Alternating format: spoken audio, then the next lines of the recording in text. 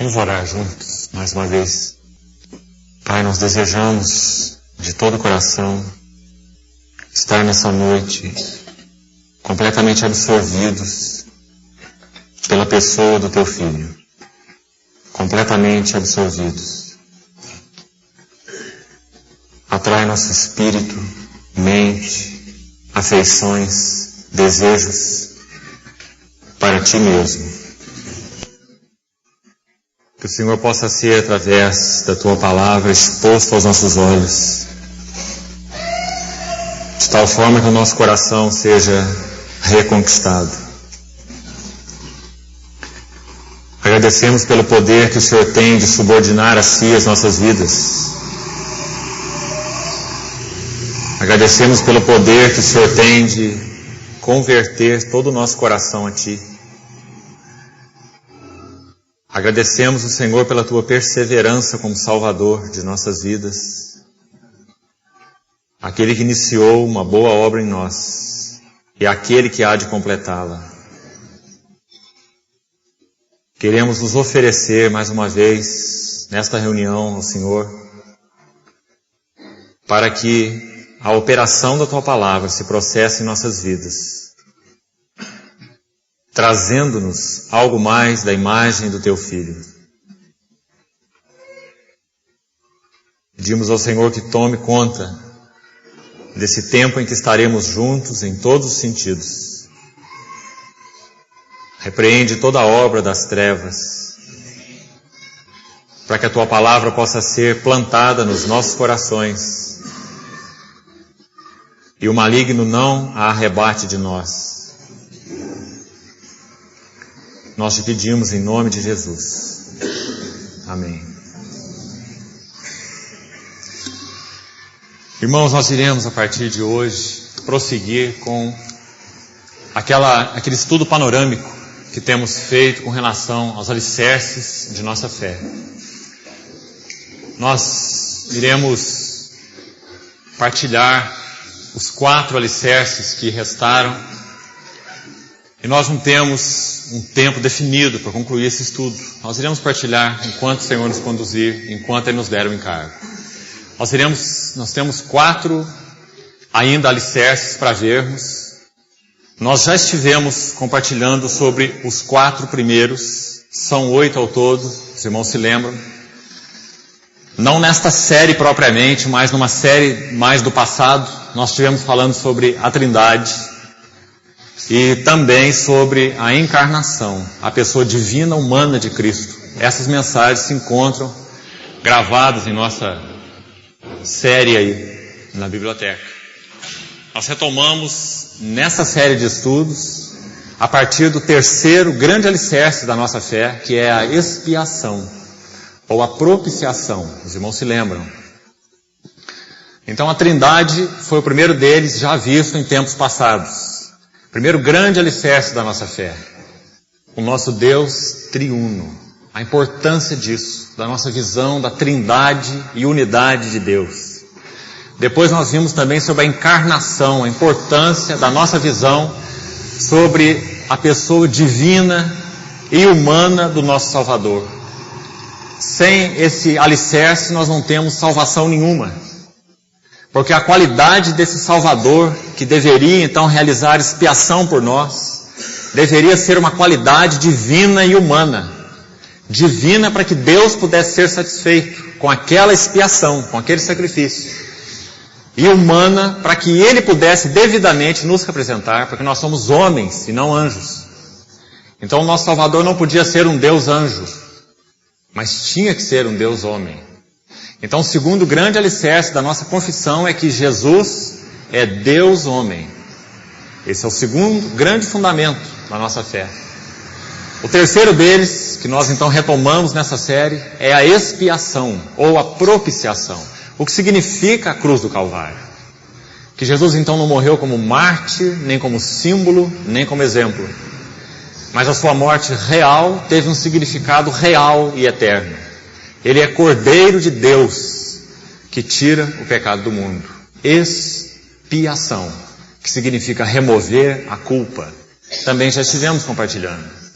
E depois, por último, quando fizemos uma pausa nessa série, nós falamos sobre o quarto fundamento da nossa fé, que seria a justificação pela fé. Os irmãos se lembram que eu gastei toda uma reunião falando especificamente, quase toda uma reunião, sobre Martinho Lutero, que foi quem o Senhor, de uma forma muito especial, claro, além de outros, mas ele, de uma forma muito especial, o Senhor o incumbiu de lançar de novo, na história da igreja, esse grande alicerce. Ele disse que esse era o alicerce sobre o qual a igreja haveria de permanecer de pé ou cairia. A justificação somente pela graça, sem obra nenhuma, por meio da fé exclusivamente. Não fé na fé, fé na nossa fé, não, mas fé no Senhor Jesus Cristo, o Deus que se fez carne e que realizou então aquela obra na cruz. Nós falamos então sobre a justificação já. Hoje nós vamos retomar então e falar sobre o quinto alicerce, a ressurreição. Depois nós iremos tocar no sexto fundamento, que seria então o Espírito Santo, o significado do Espírito Santo na vida da igreja. Depois, o sétimo alicerce seria a visão do corpo de Cristo, a igreja nessa terra. Esse é um grande alicerce da nossa fé. Nós confessamos que a igreja é corpo de Cristo, que a igreja é coluna e baluarte da verdade, que a igreja é a expressão do próprio Senhor nessa terra. Esse é um grande alicerce da nossa confissão. Nós confessamos a igreja. Nós cremos na igreja. Nós não cremos nas instituições. Nós não cremos nas denominações. Nós cremos na igreja. E cremos que pertence à igreja todos aqueles que amam sinceramente ao Senhor Jesus. Então esse é um outro alicerce da nossa fé, a igreja. E depois um oitavo alicerce seria então a visão do supremo propósito de Deus, incluindo a segunda vinda de Cristo. Esses 8 alicerces, irmãos, resumem todo o conteúdo da Bíblia, todo o conteúdo do Evangelho, todo o conteúdo da revelação está expresso nesses 8 alicerces. Eles são tão absolutos e tão claros que o Senhor não deixou nenhuma dúvida sobre nenhum deles. Não há nenhuma dúvida na Bíblia sobre a Trindade de Deus. Não há nenhuma dúvida na Bíblia sobre a encarnação. Nenhuma dúvida sobre a expiação. Nenhuma dúvida sobre a ressurreição e etc. Porque são fundamentos.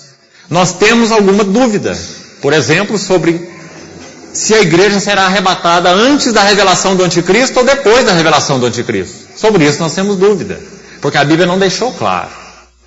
Isso pertence ao Senhor. Nós saberemos quando nós formos arrebatados, né? Porque isso não é um alicerce. Isso é algo que o Senhor reservou para a sua exclusiva autoridade. Mas, irmãos, os alicerces da nossa confissão, os alicerces da nossa salvação, eles não têm hipóteses alguma relacionada a eles. Eles são fatos. Fatos concretos, claros, evidentes na palavra de Deus. Então hoje nós iremos tocar um pouco, começar hoje, a respeito desse grande alicerce que é a ressurreição. Primeiro deixa eu colocar para os irmãos esse elo na corrente. Nós dissemos que esses alicerces são uma corrente de 8 elos. Nós estamos agora tocando no 5º elo, a ressurreição. E nós precisamos ver o lugar desse elo na corrente. O elo anterior a ele, o 4º elo, o 4º fundamento ou 4º alicerce, seria então a justificação pela fé. E o 6º elo, o que vem após esse, da ressurreição, seria o Espírito Santo. Então vamos ver o lugar desse 5º elo, esse 5º fundamento, que é a ressurreição de Cristo. Preste atenção nisso. Nós não poderíamos de maneira nenhuma ser justificados por meio da graça, pela fé, se Cristo não tivesse ressuscitado. Nós não teríamos justificação nenhuma. Como nós poderíamos ser justificados por um morto? Como nós poderíamos ser justificados por alguém que foi tragado pela morte? Como nós poderíamos ser justificados por alguém que foi corrompido pela degeneração natural do corpo humano? A Bíblia diz que o corpo do Senhor não viu corrupção e que ele foi ressuscitado dos mortos pela glória do Pai. Como nós poderíamos ser justificados por um morto? Então, irmãos, esse quinto elo, ele se prende ao quarto. Nós não temos justificação nenhuma se Cristo não ressuscitou. E esse quinto elo se prende ao sexto, porque o Espírito de Deus não poderia ser em nós esse consolador, esse exortador, esse Deus em nós, como ele disse, eu virei para vós outros.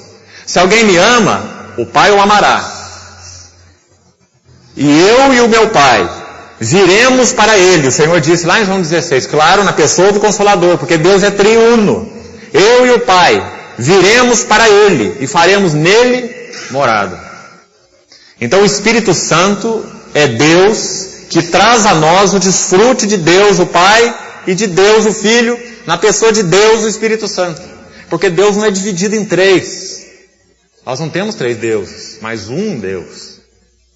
Então se o Consolador habita em nós, o Pai está em nós e o Filho está em nós.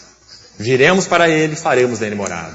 Mas irmãos, nós não poderíamos experimentar essa habitação do Espírito Santo, esse sexto alicerce da nossa confissão. Nós confessamos que o Espírito Santo habita em nós. E por isso nós somos regenerados lá no nosso espírito, pelo Espírito que habita em nós. Nós estamos sendo transformados na nossa alma, porque o Espírito habita em nós, transformando mente, emoções, vontade. E nós seremos transformados naquele dia, como Paulo diz em Romanos 8, porque o Espírito daquele que ressuscitou Jesus dentre os mortos habita em nós. E ele também ressuscitará, ele transformará esses nossos corpos mortais para ser igual ao corpo da sua glória. Quem fará isso? O Espírito Santo, não é? Porque ele é o Espírito daquele Deus que ressuscitou Jesus dentre os mortos. Ou seja, ele é o Espírito de Deus o Pai e de Deus o Filho. É um único Espírito, não é? Esse Espírito habita em nós. Então ele vai terminar a nossa salvação fazendo o quê? Glorificando nossos corpos, para que nós nunca mais vejamos a morte. É para que nós habitemos diante de Deus em espírito, alma e corpo. Nada do nosso ser será perdido. Na Nova Jerusalém você terá espírito, alma, mente, desejos. Seus desejos serão perfeitos. Você irá desejar apenas Cristo e os seus irmãos. Irá servir a Ele e aos seus irmãos. Uma vida de plenitude, de serviço, de alegria, de companheirismo, de unidade, de amor, de gozo, não é? E os nossos corpos também estarão lá. Claro que corpos glorificados, mas corpos de tal forma que a nossa identidade não será alterada. De alguma maneira eu saberei que é o meu corpo, e de alguma maneira você saberá que é o seu corpo. Corpos glorificados. Assim como o Senhor Jesus ressuscitou e aquele era o seu corpo, e não um outro corpo. Tanto era o seu corpo, que ele se colocou diante dos discípulos e disse, vede, apalpai-me e verificai. A palavra verificai ali significa, faça um exame. Faz um exame no meu corpo e veja que sou eu mesmo. Um espírito não tem carne nem ossos, como vedes que eu tenho. Né? E a ressurreição do Senhor, então, é primícias, como Paulo ensina lá em Coríntios, da nossa ressurreição. Né? Então nós podemos ter certeza que nós saberemos que somos nós. Nós. Espírito, alma e corpo. Claro que hoje o nosso corpo não se assemelha ao que será. Mas nós ainda saberemos que somos nós. É o nosso corpo. Nosso corpo não ficará no pó. O Senhor irá ressuscitar os corpos daqueles que pertencem a Ele. A Bíblia é tão clara sobre isso, né? Os mortos em Cristo ressuscitarão primeiro. E depois nós, os vivos, seremos transformados. Quando o Senhor voltar, né? Então, irmão, esse quinto elo, ele se prende ao quarto e ao sexto, como numa corrente, né? Nós somos justificados porque Jesus ressuscitou. E o Espírito Santo habita em nós porque Jesus ressuscitou. Então nós podemos fazer esse elo saltado nessa corrente, porque desse elo depende os dois próximos. De Jesus ter ressuscitado depende a nossa justificação. Do contrário, não há justificação nenhuma. Nós ainda somos miseráveis e condenados ao inferno. Mas se Jesus ressuscitou, nossa justificação é tão segura quanto a ressurreição dele. E nós vamos ver qual texto que deixa isso claro na Bíblia, para que você possa ter confiança, para que você possa ter ousadia. E da mesma forma com relação ao Espírito Santo. Nós cremos que o Espírito Santo habita em nós, se é que você pertence ao Senhor. Eu creio que nem todos, absolutamente todos que estão aqui, né? Possivelmente, nem todos pertencem ao Senhor. Mas se você pertence ao Senhor, porque conhece a Ele, foi trazido a Ele, confessou o nome dEle, crê com o seu coração, confessou com a sua boca, deu esse testemunho público através do batismo, então você é salvo. Se você é salvo, o Espírito Santo habita em você. Habita em você porque Jesus ressuscitou. Porque ele foi exaltado à destra do Pai, ressuscitado, é que ele derramou. Foi assim que Pedro pregou no Pentecostes. Ele foi exaltado. Por isso ele derramou isto que vós vedes e ouvis.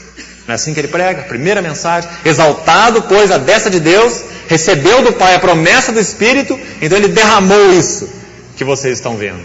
Quando eles viam aqueles irmãos, então, manifestando, né, a habitação do Espírito na vida deles, em adoração, em louvor, ministrando uns aos outros, falando a Deus, falando uns aos outros, né? Então os irmãos vejam que esse quinto elo, ele é um elo assim mais elevado, porque dele dependem o quarto e o sexto. A nossa justificação e a habitação do Espírito Santo em nós dependem da ressurreição de Jesus. Então nós vamos gastar mais tempo com esse elo. Eu queria dizer para você, irmão, e peço que você, por favor, não se sinta constrangido. Você tem toda a sua liberdade. Mas eu tenho observado que muitos irmãos têm deixado de congregar nas reuniões às quartas-feiras. Eu quero te dizer que você perde muito, a não ser que você tenha uma justificativa clara para isso. Porque nós fazemos esses estudos em série. Nosso irmão acabou de ministrar sobre Colossenses de uma forma tão rica. E poucos irmãos participaram das reuniões de quarta-feira. Eu mesmo estava em algumas delas. Umas eu estava viajando, outras eu estava com a minha esposa operada, né? Mas eu queria exortar os irmãos a estarem presentes nessas reuniões. Porque nós temos, então, perdido, né, essa sequência de ministração de todos os irmãos que têm ministrado a palavra. E eu, então, vou fazer como temos feito aqui, ministrar em sequência. Eu gostaria de destacar com os irmãos, dentro desse assunto da ressurreição, fatos teológicos e fatos históricos. E se você não puder pegar os dois e ligá-los, você vai ficar com meias mensagens. Você vai ficar com algo aqui e algo ali. Você vai ser um cristão inconsistente. É importante que você tenha o conteúdo todo. É muito importante. Então não seja um domingueiro. Participe regularmente das reuniões da igreja. Amém? Vamos ver 1 Coríntios, capítulo 15.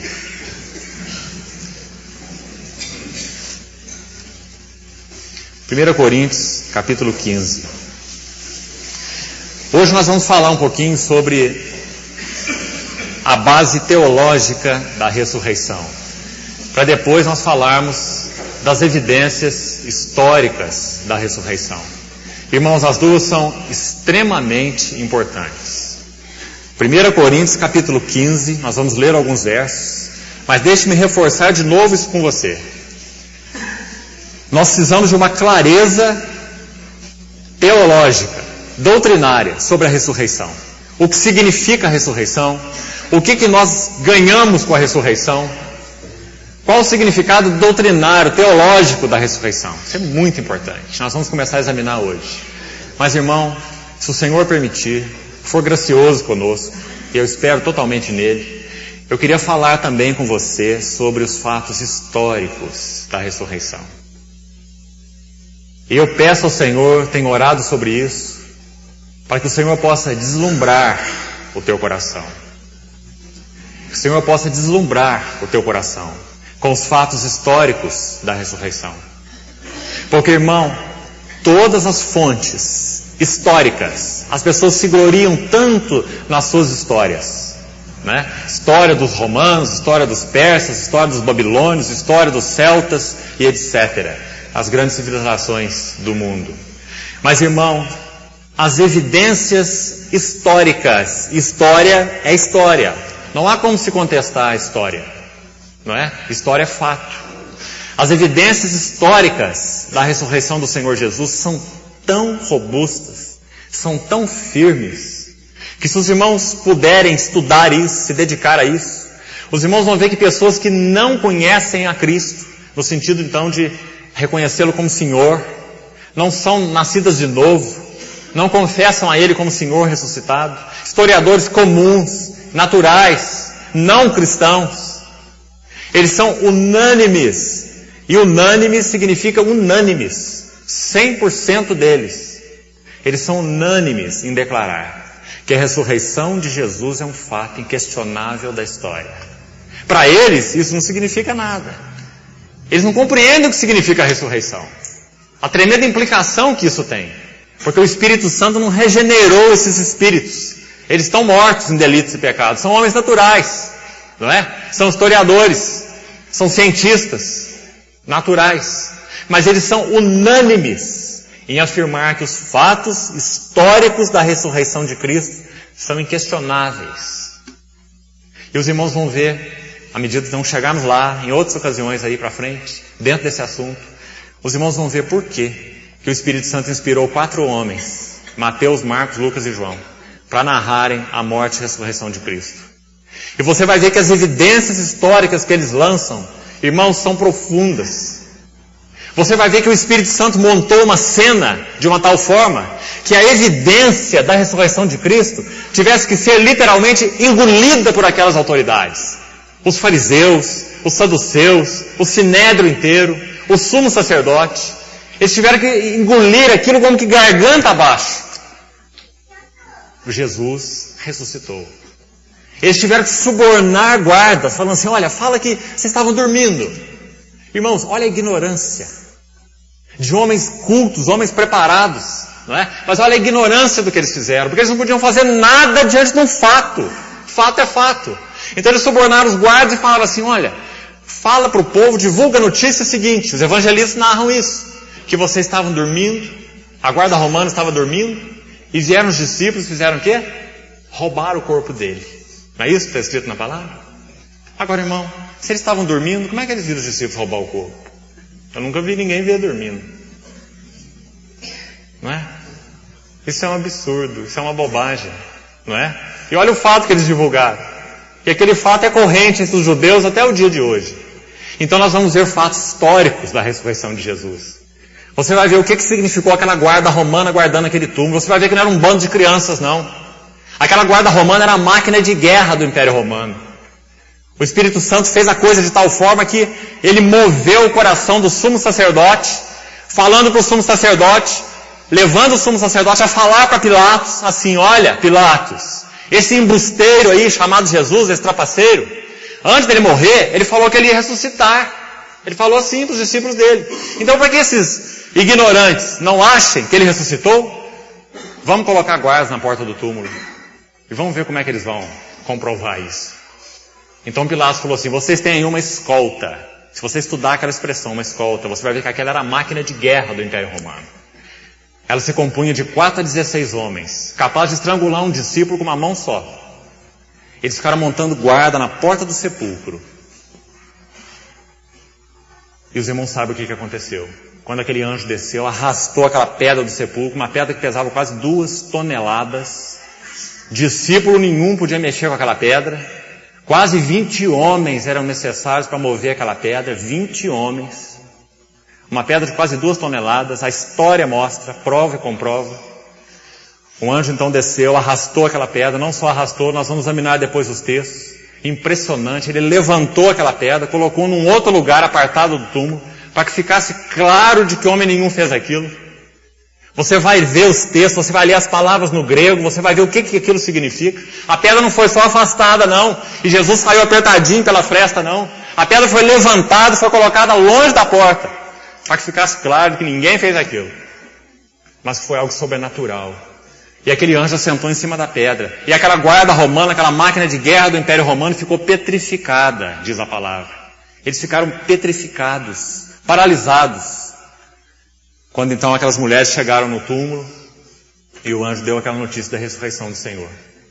E depois que eles saíram daquele estado de paralisia, eles foram dar notícia para as autoridades. Olha, não sei o que houve lá, o túmulo está aberto, não sei do corpo dele. E foram subornados para dizer que eles estavam dormindo, enquanto eles dormiam, vieram os discípulos e roubaram o corpo.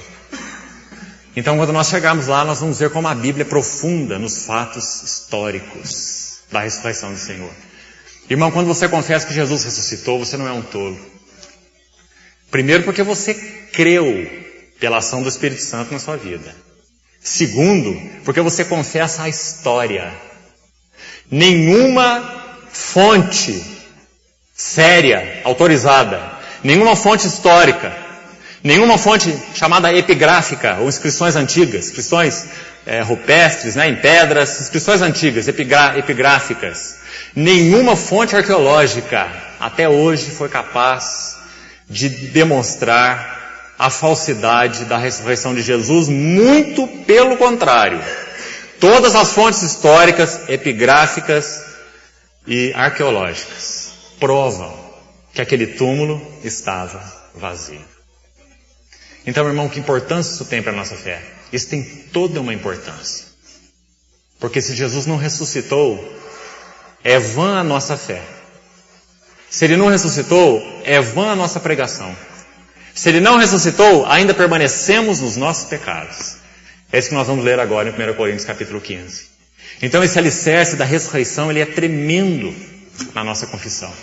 Jesus ressuscitou. Ainda antes de ler esse texto, eu queria citar mais uma coisa para você. Um homem de Deus que o Senhor tem levantado para ministrar de uma forma especial a respeito da ressurreição de Cristo, nesse foco, nesse assunto. Esse irmão é autor de livros, inclusive nesse assunto.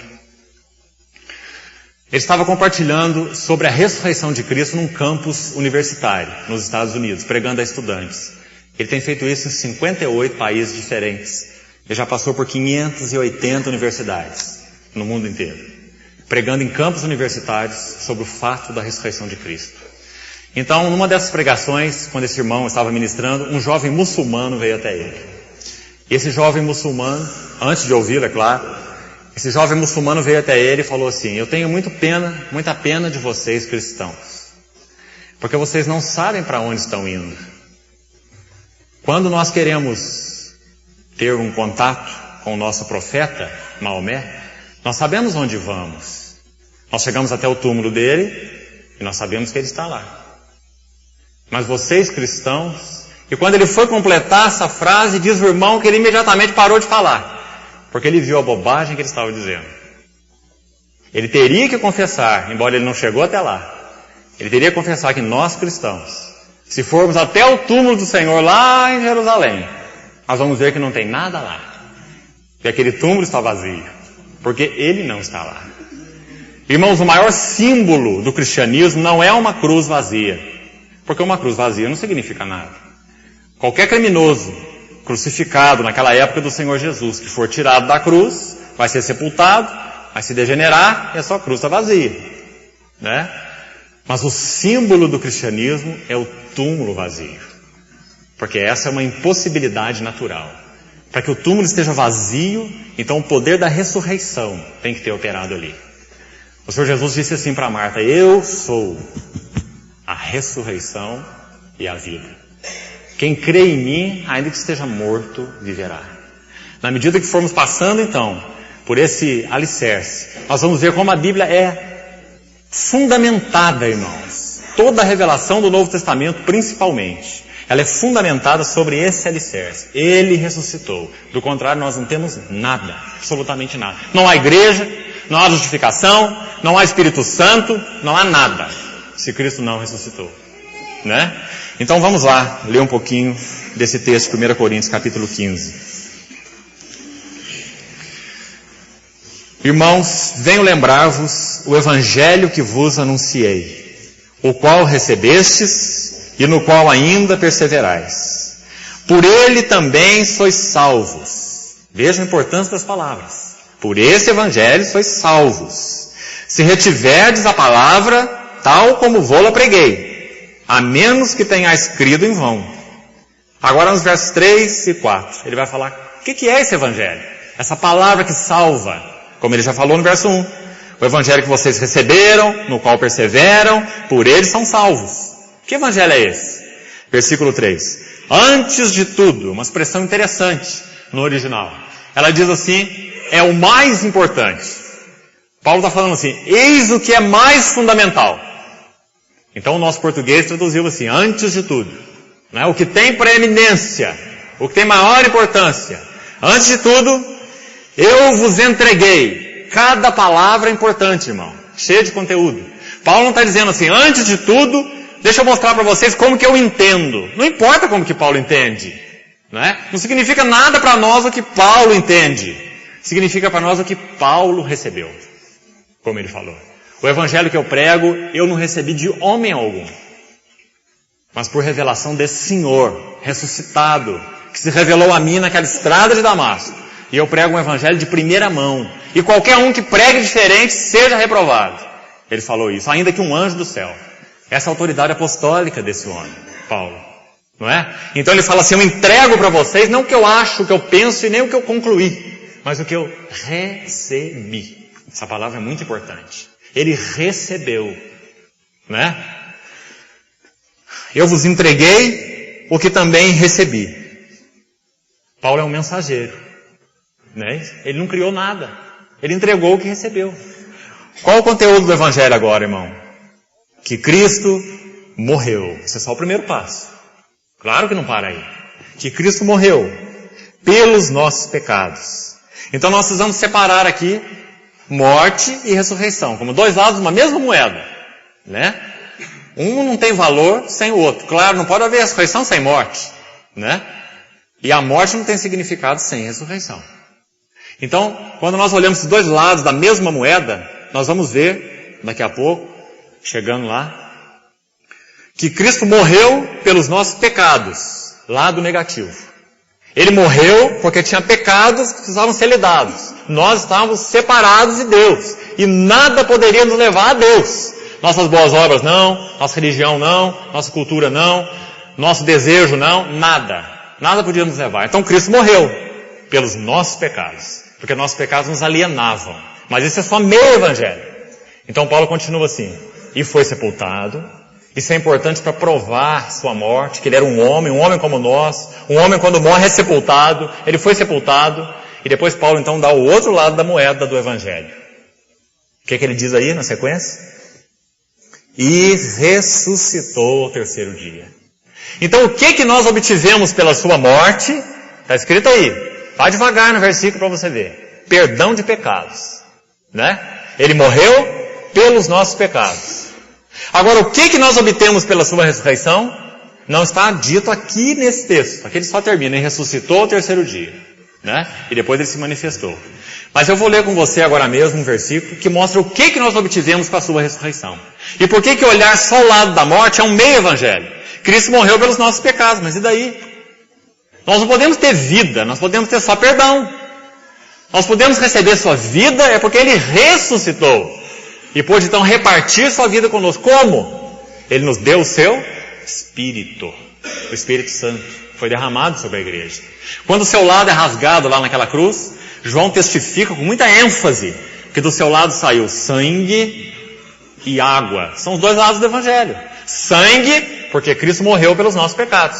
Está escrito aí. Né? Água, porque Cristo ressuscitou para a nossa justificação. Ou seja, Ele repartiu conosco sua vida. Ele nos descedentou. Ele nos regenerou. Né? A água que flui da rocha. Então, esse é o Evangelho total, é o conteúdo do Evangelho. Irmão, não há Evangelho sem ressurreição. Vou terminar de ler esse texto, depois eu cito para os irmãos o versículo que eu abordei agora aqui. Então, verso 3. Antes de tudo, o que é mais importante, o que é preeminente, eu vos entreguei o que eu recebi, que Cristo morreu pelos nossos pecados. Duas vezes ele menciona, segundo as Escrituras. Uma frasezinha também muito importante aí, porque ele vai dizer que tudo lá atrás que os profetas falaram, seja Moisés, seja Elias, seja Isaías, seja Daniel, seja quem for, tudo que eles falaram tinha esse foco, a morte e a ressurreição de Cristo. Ressurreição inclusive. Você não pode ler Isaías 53 sem ver ressurreição, não só morte. Você não pode ler a profecia das 70 semanas de Daniel sem ver a ressurreição do Senhor e a sua morte. Você não pode ler o Salmo 22 sem ver a morte e a ressurreição juntos, né? Então ele diz, Cristo morreu segundo as Escrituras. Todas as Escrituras anunciavam isso. Que Ele viria, que Ele se encarnaria, que Ele é Deus conosco e que Ele então morreria pelos nossos pecados. Mas não só isso. Segundo as Escrituras também, Ele ressuscitaria. Então você vê essa expressão duas vezes aí e ela é muito importante. Significa que esse é o assunto da Bíblia toda. Por isso esse segundo as Escrituras é importante. Ele foi sepultado e ele ressuscitou ao terceiro dia de novo, segundo as Escrituras. Está vendo? Então mostra a importância desse tema nas Escrituras. Tudo que as Escrituras dizem é com relação a esse assunto. Agora vamos pular lá para o versículo 12.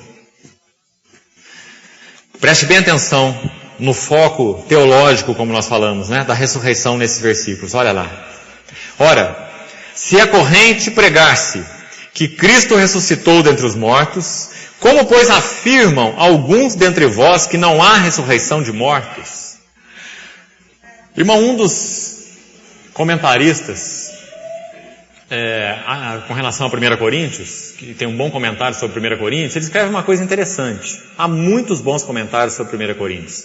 Um dos comentaristas diz o seguinte, que a mensagem mais importante de Paulo, quando ele escreveu 1 Coríntios, o que ele tinha no coração, acima de todos os assuntos, o assunto da ceia, o assunto dos irmãos levarem um ao outro em tribunal humano, não é?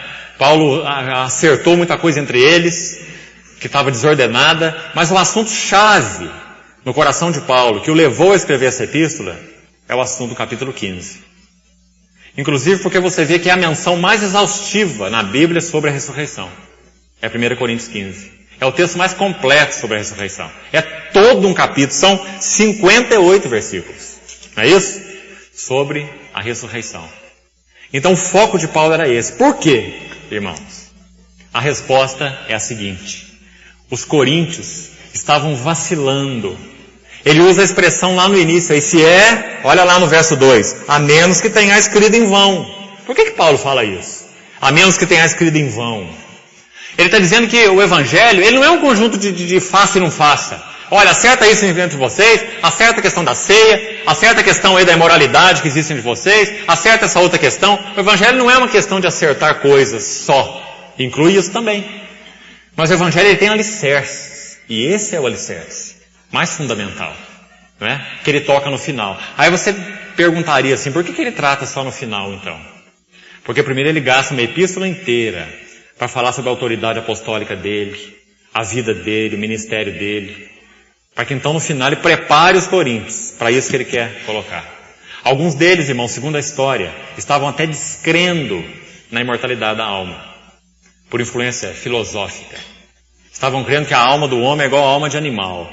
Morreu, acaba tudo. Comamos e bebamos, que amanhã morreremos. Paulo não cita isso aí? Em 1 Coríntios 15?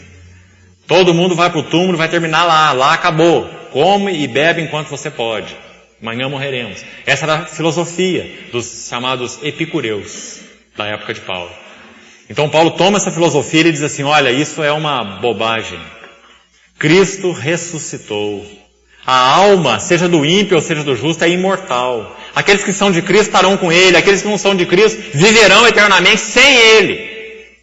Em tormento, em aflição, por estarem ausentes da presença dEle. Não é? Então ele vem trazer essa profunda doutrina do capítulo 15, a ressurreição. Então olha lá como ele fala no versículo 12.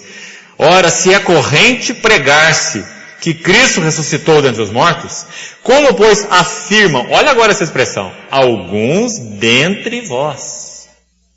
Irmãos, vejam que o assunto era sério. Era dentre os irmãos, dentre os coríntios, né? Como afirmam alguns dentre vós que não há ressurreição de mortos, vocês vão ver que Paulo está como que absurdado, né? Diante desse fato. Versículo 13. E se não há ressurreição de mortos, então Cristo não ressuscitou. Olha o argumento da lógica de Paulo. E se Cristo não ressuscitou, ele vai dando passo para trás, né? Se Cristo não ressuscitou, é vã, um vazio, uma nulidade, um vácuo. A vossa pregação, a nossa pregação, aliás, e a vossa fé, né? E somos tidos, ele vai mostrando o quanto isso é sério. Vã a nossa pregação, vã a vossa fé, e tem mais, verso 15. Somos tidos por falsas testemunhas de Deus, ele está dizendo, Deus é mentiroso. Se Cristo não ressuscitou, Deus é mentiroso, né? Porque temos afirmado de Deus que Ele ressuscitou a Cristo, ao qual Ele não ressuscitou, se é certo que os mortos não ressuscitam. Né? Então, acompanhe o raciocínio dele. Porque se os mortos não ressuscitam, também Cristo não ressuscitou. E se Cristo não ressuscitou, é vã a vossa fé. E ainda permaneceis nos vossos pecados. E ainda mais, os que dormiram em Cristo pereceram. Que monte de problemas, né, irmãos? Deus é falso, a fé é falsa, a pregação é falsa, os que morreram em Cristo estão desesperados, morreram iludidos, e nós estamos mais iludidos ainda, vivendo para Ele. Não é? Então nós temos uma série de testemunhos. O mais significativo para nós, sem dúvida nenhuma, é o testemunho interno, que confere com o testemunho externo. Né? O testemunho do Espírito Santo, de que o Senhor Jesus ressuscitou. Mas nós vamos, quando chegarmos lá na questão dos fatos históricos, nós vamos ver o quanto isso é sólido. O quanto psicólogos, psiquiatras, sociólogos, pessoas que compreendem algo mais da natureza humana, eles tentaram estudar a vida daqueles discípulos, estudar a vida de Paulo. E Paulo é um fato histórico, Paulo não é um fantasma. Né? Saulo de Tarso é uma figura histórica. Então quando eles estudavam aquela vida, eles mais e mais ficavam impressionados. Ou esse homem teve uma alucinação persistente, uma alucinação de 33 anos, uma alucinação que não acaba nunca, né? Ou então Cristo ressuscitou de verdade.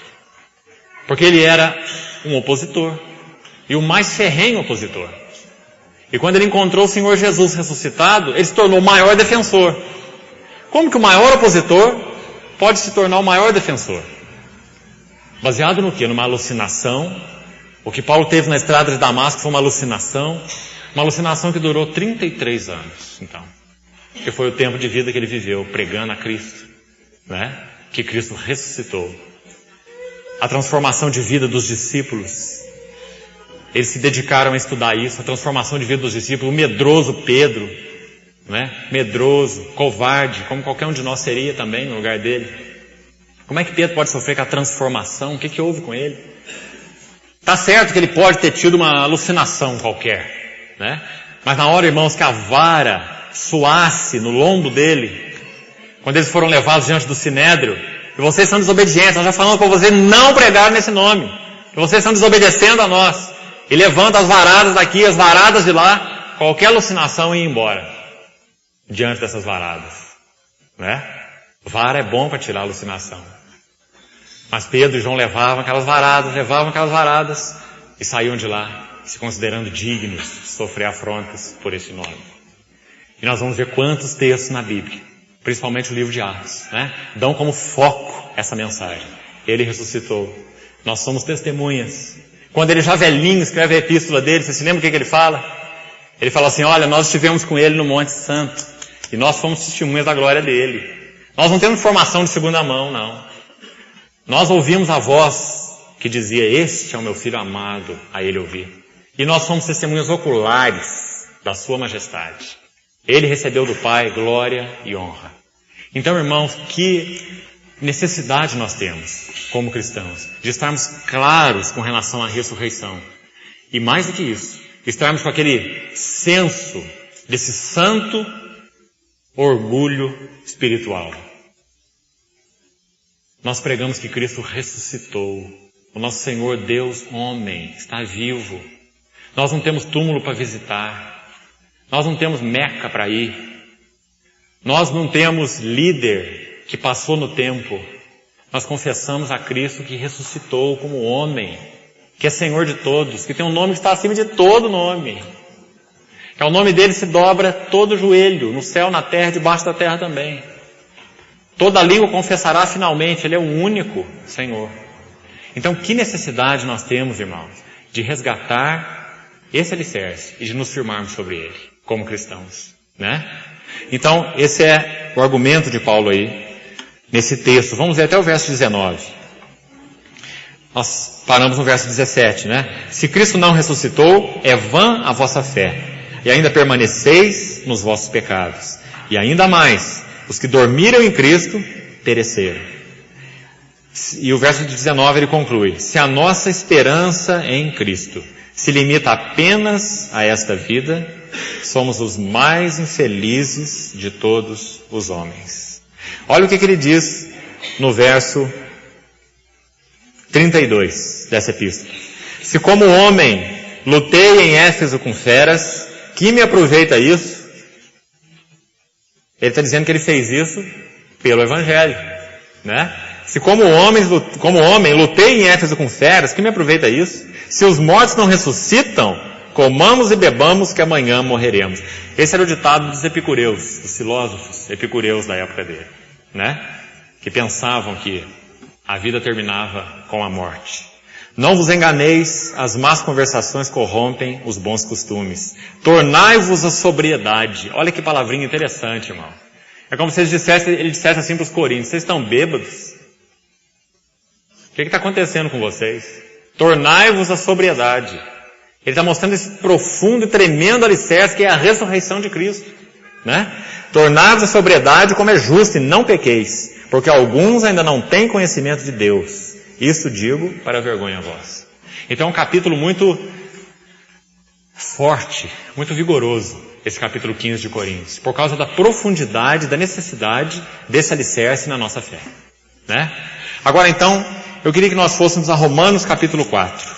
Deixa eu ler um versículo com vocês para deixar bem clara a importância da ressurreição do Senhor, agora no que concerne a nós.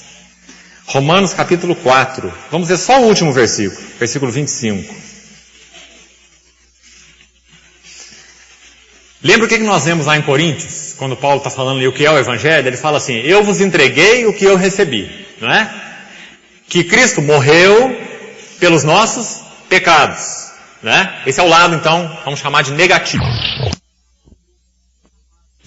Qual a outra parte do Evangelho, a contraparte? Ele ressuscitou, lá em Coríntios ele fala só isso, foi sepultado e ressuscitou ao terceiro dia. Mas agora em Romanos ele explica o que isso significou para nós. Então vamos olhar lá com atenção. Ele pega de novo os dois lados do Evangelho e fala assim, olha, vamos ver o 24 também. Ele está dizendo que aquela justiça que foi imputada a Abraão também será imputada a nós, se nós cremos, então, nesse Deus que ressuscitou Jesus, né? Então ele diz, também, por nossa causa, foi isso escrito, lá a respeito de Abraão, foi justificado pela fé. Posto que a nós, igualmente, nos será imputada essa justiça. A nós, que cremos, olha agora, naquele Deus que ressuscitou dentre os mortos a Jesus nosso Senhor. Agora ele mostra as duas facetas do Evangelho no verso 25, olha. O qual foi entregue, essa é a morte. O qual foi entregue por causa do quê? Das nossas transgressões. Foi o que ele já falou lá em Coríntios. Ele morreu pelos nossos pecados. Aqui ele diz, foi entregue por causa das nossas transgressões. Absolutamente a mesma coisa, né? Agora depois ele continua assim, e ressuscitou. E agora, irmãos, por que ele ressuscitou? O que diz aí? Por quê? Por causa da nossa justificação. Então agora está muito claro, né? Então agora eu queria que você visse o quão importante é isso para nós cristãos. Irmão, primeiro nós precisamos responder uma pergunta. A pergunta de cá. A outra está ligada. Você crê que Cristo ressuscitou? Você crê de todo o seu coração? A Bíblia diz que aquele que crê no seu coração e confessa com a sua boca, esse é salvo. Você crê que o Senhor Jesus ressuscitou? Se você puder dizer, eu creio, você tem que crer com o mesmo peso, com a mesma medida, nesse segundo fato aqui, ó, é dependente dele. A sua justificação. Você vê? Porque ele ressuscitou por causa da nossa justificação. Então não tem jeito de você crer de todo o seu coração que ele ressuscitou e não ser justificado. Porque sua justificação não depende de você. Foi uma obra que Deus fez em Cristo, porque ele morreu pelos nossos pecados e ele ressuscitou para a nossa justificação. Agora é claro, irmãos, que existem evidências na sua vida que vão fazer você mesmo comprovar se você é ou não um cristão. Não é apenas o fato de você possivelmente achar que crê, não é? Mas a sua vida foi transformada. Essa é uma das evidências da ressurreição de Cristo. Quando chegarmos lá nas evidências que eu falei, as questões históricas, você vai ver que essa é uma forte evidência. Ou seja, o fato da ressurreição de Cristo é provado, além de muitas evidências, uma delas, vidas transformadas. Como a de Paulo, como a de Pedro, como a de João, a do opositor Paulo, a do medroso Pedro, e etc, etc, etc. Não é? Vidas transformadas são prova da ressurreição. Então não é apenas uma convicção intelectual. Não, eu acredito, sim, acredito que ele foi na cruz, acredito. Até os demônios acreditam. e estremecem, né? Mas essa fé, se ela é genuína, ela tem então resultado, nossa vida é transformada. Você começa a pensar diferente, agir diferente, viver diferente, falar diferente, relacionar diferente, não é? Porque Cristo ressuscitou, e na sua ressurreição Ele nos deu sua vida. Não vivo eu, mas Cristo vive em mim. Então essa é uma das evidências, né? Mas não vamos chegar nisso agora. Vamos ficar com o fato teológico primeiro. A questão doutrinária primeiro. O Senhor Jesus ressuscitou, você crê? Então você precisa estar seguro com relação à sua justificação. Irmão, sua justificação, como eu já falei quando compartilhávamos esse quarto elo aí, esse fundamento da justificação. Sua justificação não pode ser melhorada, porque ela já é perfeita. Sua justificação não pode ser diminuída, porque ela é absoluta. Ela não pode ser aperfeiçoada, porque ela já é completa. A sua justificação depende do seu justo Salvador, o Senhor Jesus. Se você tem conscientemente, voluntariamente, você confessa Jesus como o único Senhor, ressuscitado dos mortos pela glória do Pai, então você é salvo. Você crê com o coração e confessa com a sua boca. Essa justificação depende dessa ressurreição. Está ligada. Agora, para que você comprove se você é um dos justificados, veja se a sua vida mudou. Veja se a sua vida mudou. Para que você não se engane a você mesmo com uma fé psicológica, com uma fé intelectual, não é? Até mesmo com uma fé histórica apenas, porque fé histórica não salva ninguém. A história fornece evidências, mas a história não fornece salvação. O que fornece salvação é a pessoa do Senhor, e não a história, não é? Então, irmão, que importante examinarmos a nós mesmos, né? Você conhece a Jesus como Salvador? Você conhece? Ele vive em você. Ele é aquele que tem triunfado sobre os seus pecados. Ele é aquele que tem conduzido a você sobre vitória sobre o seu eu, sobre você mesmo. Ele é quem tem levado você a viver de uma forma mais sensível àquilo que não agrada a Ele. Sensível no falar, sensível no pensar, sensível no relacionar, sensível nas motivações. Só o Espírito Santo pode fazer isso na vida de uma pessoa. Você tem isso. Se você tem, você é um convertido. Se você não tem, você não é um convertido. Né? Então nós vamos juntar os fatos históricos, teológicos e vivenciais. E práticos. Né? Vou ler só mais alguns textos, nós vamos terminar por hoje. Rapidamente. Abra no livro de Atos. Nós vamos dar uma passeada nesse livro bem rápida. Queria que você mantivesse a Bíblia aberta. Eu vou citar vários textos, bem rapidamente, para os irmãos verem o cerne dessa mensagem na vida dos apóstolos. Quão importante é esse alicerce da ressurreição. Olha lá em Atos, primeiro, no capítulo 1, versículo 22. Só para citar alguns exemplos para os irmãos, porque são textos demais sobre esse assunto. O livro de Atos se alicerça sobre a ressurreição. Não podia ser diferente. O que os discípulos tinham para pregar se o Senhor estivesse no túmulo? E os irmãos já pensaram o que aquelas autoridades, irmãos, aquilo não era também um bando de crianças tolas. Era um sinédrio inteiro de autoridades judaicas. Era um governo romano inteiro, com Pilatos, com Herodes. Os irmãos já pensaram o ridículo que eles podiam colocar o cristianismo de uma hora para outra se eles quisessem? Os irmãos já pensaram? Eles precisavam fazer uma única coisa para colocar o cristianismo em ridículo. Sabe qual que é? Procurar o corpo de Jesus. Colocar o corpo dele num caixão aberto e fazer um desfile público. Falar, olha aí o corpo dele, ó. Estão pregando o quê? O que eles estão pregando? Que ele ressuscitou, que ele venceu a morte, que ele derramou o Espírito Santo. Não é? Em um desfile silencioso, eles podiam ter acabado com o cristianismo. Mas eles não puderam fazer isso, porque não havia corpo nenhum. Só um túmulo vazio. E o Senhor ressuscitado. Não é? Então o cristianismo não podia ser posto em descrédito. Então quando você lê o livro de Atos, irmão, é muito impressionante. Porque você vê aquelas autoridades cheias de posição, religiosas e políticas, né? Principalmente religiosas, o Sinédrio, aqueles homens do colarinho branco, né? Do Sinédrio, cheios daquela posição. E aqueles humildes pescadores, pregando o Evangelho com aquele poder, curando enfermos, expulsando demônios, o Senhor manifestando a sua graça, salvando vidas, 3.000, 5.000, 11.000 daí a pouco, a igreja em Jerusalém. Eles apavorados, com a unha na cabeça, não sabiam o que faziam. Eles acharam que com a morte do Senhor aquilo tudo ia acabar, um monte de pé rapado, como eles pensavam, que não ia chegar a lugar nenhum. Agora eles estavam pregando a ressurreição do Senhor. Como diz a palavra, em todos eles havia poder e abundante graça. Então quando você começa a ler o livro de Atos, você vê aquelas autoridades caindo, uma a uma diante deles. Uma a uma. E é muito impressionante e maravilhoso esse livro exatamente por isso. Vamos dar uma olhada rápida. Olha lá em Atos 1, logo no início, capítulo 1, olha lá no verso 22. O Espírito Santo não tinha descido ainda.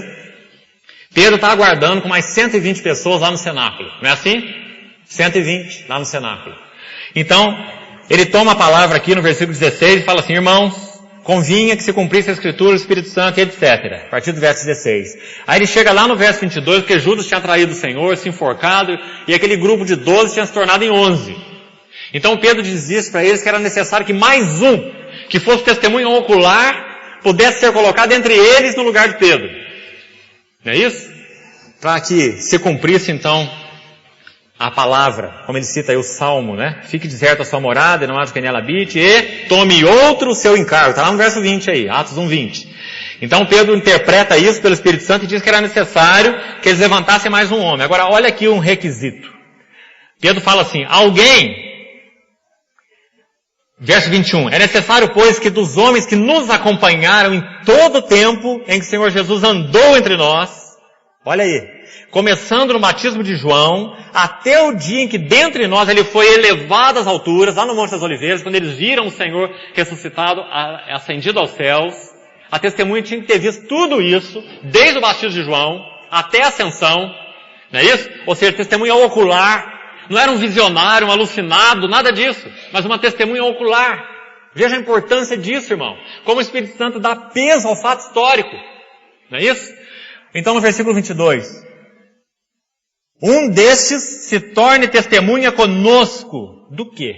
Ele não fala testemunha da morte. Tá vendo? Ele não fala testemunha dos milagres. Ele não fala testemunha dos ensinos, porque a morte não seria nada, o milagre não seria nada, os ensinos não seriam nada, se isso aí não tivesse acontecido. O que é que essa pessoa tinha que testemunhar com eles? A sua ressurreição. Você vê, irmão?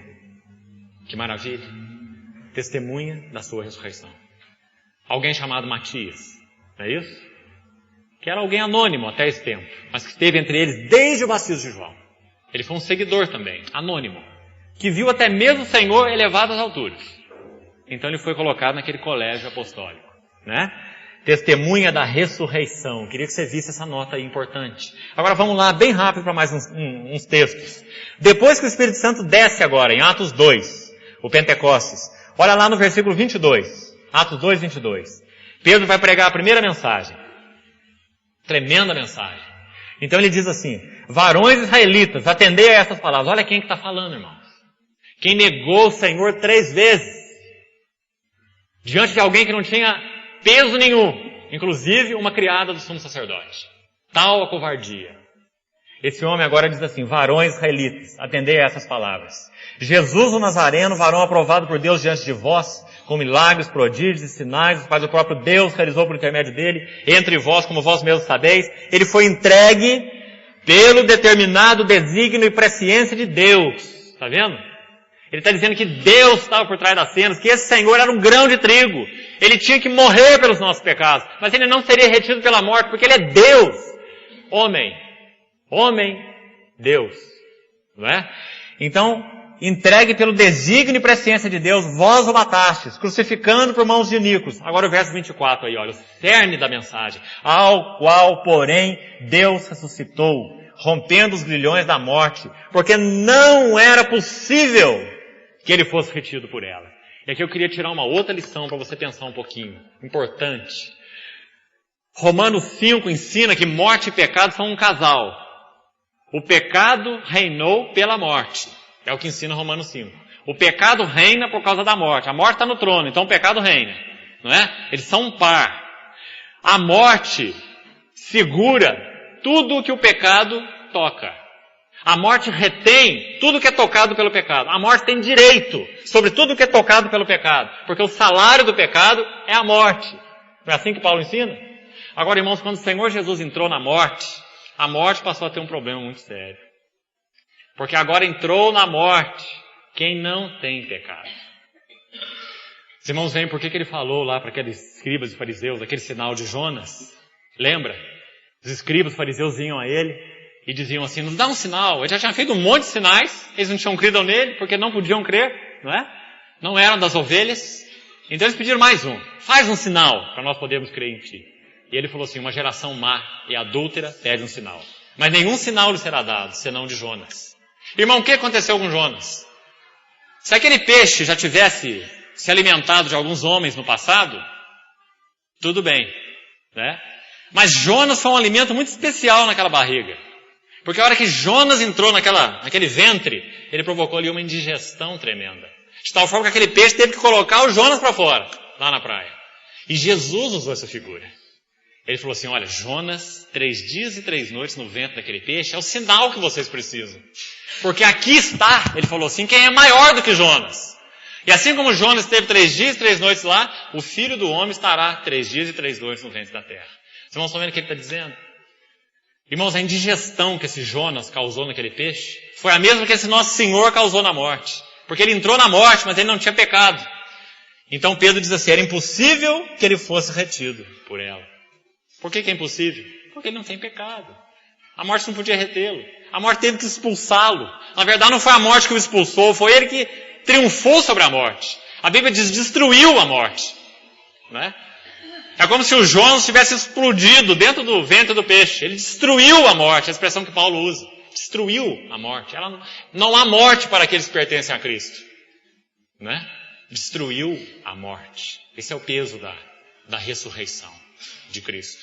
Então é isso que Pedro prega logo na primeira mensagem. Deus ressuscitou rompendo os grilhões da morte, porque não era possível que ele fosse retido por ela. Na primeira mensagem, Pedro prega a ressurreição. Olha no verso 31. Ele cita Davi. Davi foi um profeta, um homem de Deus, mas morreu. Seu túmulo está lá. Você quer visitar Davi? Vai lá. Tem o túmulo do Davi. O osso do Davi está lá. Não é? Então ele cita o exemplo de Davi e diz assim, Davi também era uma figura. Versículo 31. Prevendo isso, referiu-se à ressurreição de Cristo, que nem foi deixado na morte, nem o seu corpo experimentou corrupção. A este Jesus, Deus ressuscitou. Os irmãos estão vendo 3 vezes, num único sermão. A este Jesus, Deus ressuscitou. Ele se referiu à ressurreição de Cristo. 3 vezes. Olha como esse alicerce era sólido na pregação desses irmãos. Olha mais para frente. Atos capítulo 3, verso 15.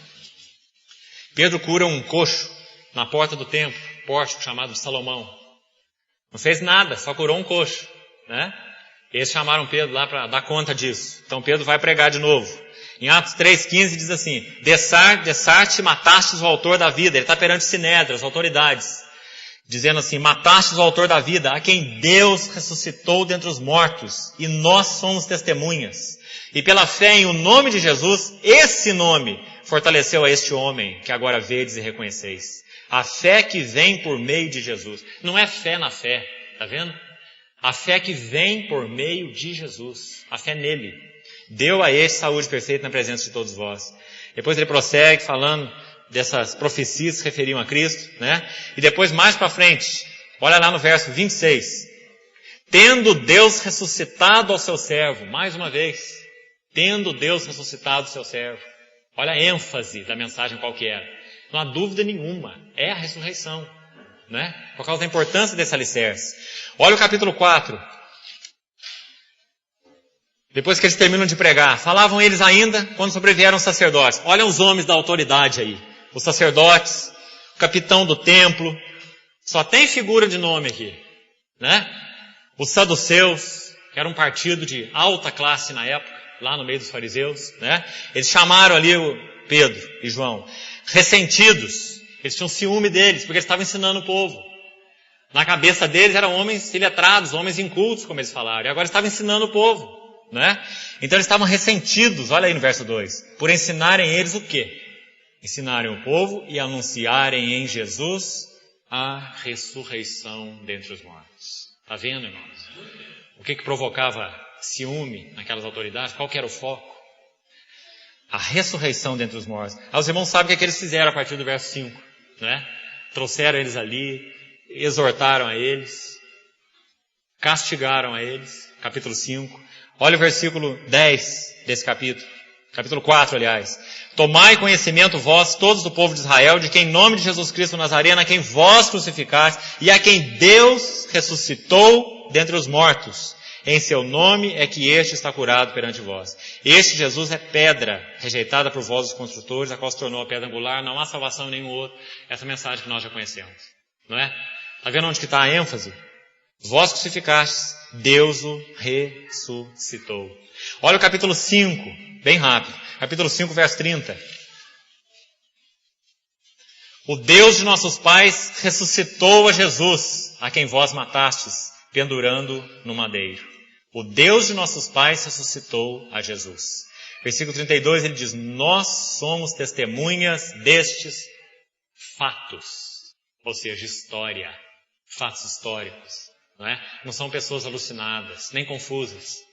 Nós somos testemunhas desses fatos. Lá no capítulo 10, último texto que eu vou citar para nós terminarmos. E são muitos mais, irmãos. Só exemplos. Pedro vai lá na casa de Cornélio. E Pedro, apesar de um homem de Deus, ele era um homem de Deus judeu, de origem judeu. Né? E judeu é sempre judeu. Então, quando Pedro vai na casa de Cornélio, ele vai pregar para Cornélio a mensagem da salvação. E ele tem reticências quando ele vai pregar para Cornélio. Se você lê a pregação de Pedro. Olha lá o capítulo 10, versículo 34. Pedro tem uma visão daquele lençol que desce. Né? Cheio de animais imundos. O Senhor queria mostrar para ele que o evangelho não era só para o judeu, mas é para aquele que o judeu considerava imundo. Não é isso? O Senhor falando para ele, Pedro, mata e come. Pedro, mata e come. Pedro, mata e come. 3 vezes. Aquele lençol mostrando que o evangelho era para os gentios também. Aqueles que o judeu considerava imundo. Então Pedro já tinha tido a visão, a explicação da visão, tudo isso. Ainda assim, Pedro era um judeu. E ele tinha reticência. Então quando ele foi pregar, olha lá, no verso 34 do capítulo 10. Pedro chega na casa de Cornélio, uma pessoa vai lá buscá-lo, orientada por uma visão de Deus, uma coisa tremenda. Mas ainda Pedro tem reticência. Então ele começa a pregar para Cornélio e diz assim. Então falou Pedro dizendo, é como Pedro dissesse assim, bem, já que eu estou aqui, né, numa casa que eu nunca estaria, porque é uma casa gentia, uma casa imunda, né? Mas já que Deus me trouxe aqui, então eu reconheço que Deus não faz acepção de pessoas. Desde todos os tempos, aquele que faz o que agrada a ele é aceitável. Né? Então você vê que ele mencionar a acepção de pessoas, ele já está se referindo a Cornélio. Não é? Depois ele continua no versículo 36, dizendo assim, essa é a palavra que Deus enviou para quem? Para os filhos de Israel. Mas Cornélio não é dos filhos de Israel. Mas que Pedro, como é que ele prega um evangelho desse? O que ele foi fazer na casa de Cornélio? Pregar judaísmo? Ou pregar o evangelho? Não é? Você vê, irmão, quão forte é uma formação cultural? Então, olha, a palavra de Deus, ele enviou para os filhos de Israel. Então, Cornélio, fica esperto aí, porque não é tudo para você, não. Né? Você, quem sabe, vai ter parte numa migalhinha. Como um cachorrinho que come a migalha que cai da mesa. Né? Então ele diz assim, essa palavra é para os filhos de Israel. Anunciando o evangelho da paz por meio de Jesus Cristo, e esse é o Senhor de todos. Agora no verso 37, ele vai dar outra derrapada. Ele diz assim, vós conheceis a palavra que se divulgou por toda a Judéia, começando da Galileia. Cornélio não tem nada com isso. Cornélio não é da Judéia, Cornélio não é da Galileia, não é? Então ele está dizendo que eles são especiais. Começou na Judéia, divulgou pela Galileia, e Pedro vai pregando. Deus ungiu a Jesus de Nazaré com o Espírito Santo e poder, e no versículo 39 ele dá de novo a quarta derrapada na mensagem dele. E nós somos testemunhas de tudo o que ele, Jesus, fez, aonde? Na terra dos judeus. É judeu. Né? Ele fez na terra dos judeus. E Cornélio, você não é judeu. Né? Você está fora da aliança. Ele fez isso na terra dos judeus e em Jerusalém. E ele vai pregando. Quando ele chega no verso 40, ele diz assim, a esse Jesus Deus ressuscitou. Agora ele chegou na coisa importante. Antes ele só derrapou. Não é? E quando ele vai falar da ressurreição, irmão, se você ler a sequência do texto, eu quero encerrar. Você vai ver que o Espírito Santo, pela única vez na história bíblica, né, pelo menos, ele interrompe a mensagem do pregador. Porque Pedro já tinha derrapado demais. Não é? Então agora o Espírito Santo interrompe a Pedro. Ele corta a mensagem no meio. Pedro, fica quieto, chega já. Você já pregou o suficiente que eu morri e que eu ressuscitei. Então ele derramou o seu Espírito na casa de Cornélio. Né? Esse Senhor ressuscitado. Quando Pedro falou sobre a ressurreição, veja aí. Então o Espírito Santo vem, interrompe a pregação e o Espírito é derramado. Então Pedro não sabe o que faz, diz assim, nossa, e agora? Ele já tem o Espírito Santo, como é que nós vamos negar a água? A água é só uma figura do Espírito Santo. Nós precisamos batizar essas pessoas com água, porque eles já receberam o Espírito Santo. Eles já têm a realidade, como é que nós vamos negar o símbolo? Leia o texto que você vai ver. Então eles foram batizados com água. Agora, irmão, quando que o Espírito Santo foi derramado sobre a casa de Cornélio? Quando Pedro pregou a ressurreição. Que ele não só passou pela terra dos judeus, ensinou, curou, fez isso ou aquilo, foi um varão acreditado diante de Deus, mas que Deus o ressuscitou. Né? Então, os irmãos, vejam a ênfase, o cerne da pregação apostólica aí no livro de Atos. Se você ler o livro de Atos, cada vez vai ficar mais evidente. A ressurreição é o cerne do Evangelho. O, com letra maiúscula. Dele depende a nossa justificação. E dele depende a habitação do Espírito Santo em nós. Então, irmãos, nós pregamos e confessamos o Senhor Jesus que ressuscitou. Nós temos um Senhor vivo, entronizado à destra de Deus. Temos comunhão pessoal, direta com Ele, por meio do seu Espírito, que foi dado a nós. Então, esse é o alicerce mais importante no que concerne a nossa confissão como igreja, como corpo de Cristo. Nas próximas reuniões nós vamos explorar um pouquinho mais desse conteúdo teológico desse alicerce e depois vamos entrar nos fatos históricos. O Senhor nos ajude. Amém. Vamos orar. Pai, nós pedimos que o Senhor mesmo venha trazer para o nosso coração o devido valor, o devido peso desse fato eterno da ressurreição do Teu Filho. Obrigado porque nós somos participantes pela fé desse fato. Nós ressuscitamos com Ele. Nós estamos assentados nos lugares celestiais, em Cristo. Obrigado porque o Senhor repartiu conosco a Tua vida ressurreta. E nós temos comunhão. O Senhor nos deu vida, estando nós mortos em delitos e pecados. Pedimos ao Senhor que venha clarear a nossa visão, Senhor. E clarear o nosso entendimento a respeito da Tua ressurreição. Para que nós possamos ter verdadeira ousadia na nossa confissão a respeito de Ti. E uma viva esperança que se baseia na Sua ressurreição.